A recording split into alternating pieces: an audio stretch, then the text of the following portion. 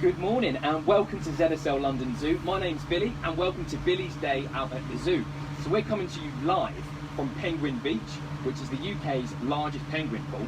And this wonderful enclosure is home to 72 Humboldt penguins, each with their own unique personalities.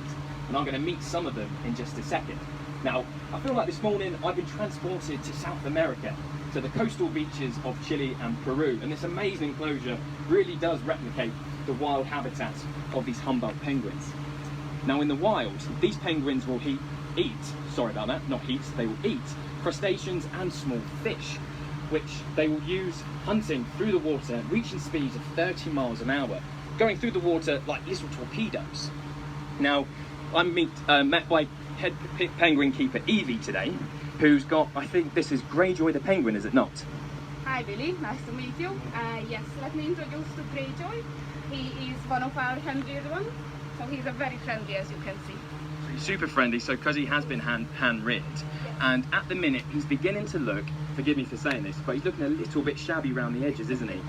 Yes, he is. It's because he's just started to molt, which means they're going to change their feathers in one go. So you can see it's a very good example of that, because you can see how fat the wings and how fat the whole penguin is. This is the first time that they go to molt.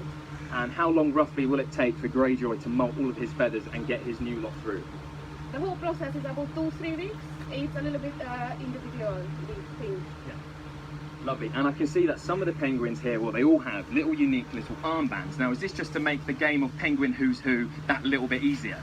Yes, definitely. So our penguins have their belly spots, which is all identical, but for us it's so much easier from the distance. For example, if we can recognize them, so we use these wing tags, which are all different color, and we put different beads as well on them.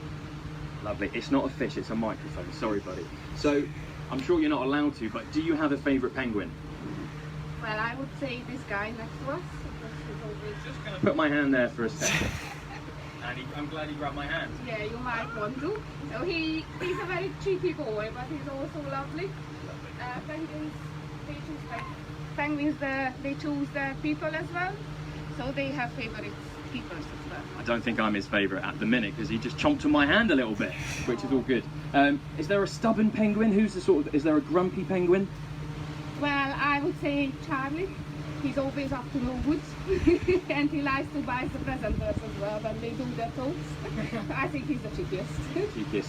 So, sadly, in the wild, the Humboldt population has actually decreased by 85% in the past 40 years. Now, the main reason for this is the overexploitation and the overfishing of the Peruvian anchovy, which is part of their main diet out in the wild.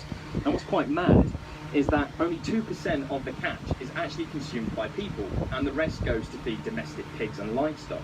Now, we've got 72 penguins in this amazing enclosure, and that must cost a fair bit of money each month to feed them. And correct me if I'm wrong, but it costs over £1,600 a month to feed all these hungry mouths, as I've just witnessed firsthand as well.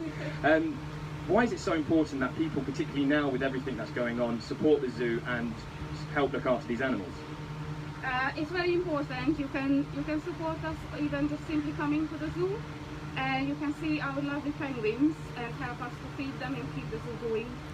Which is the most important thing, and having populations like this ex situ in this fantastic enclosure just helps protect them for the future, and also their wild cousins out in South America.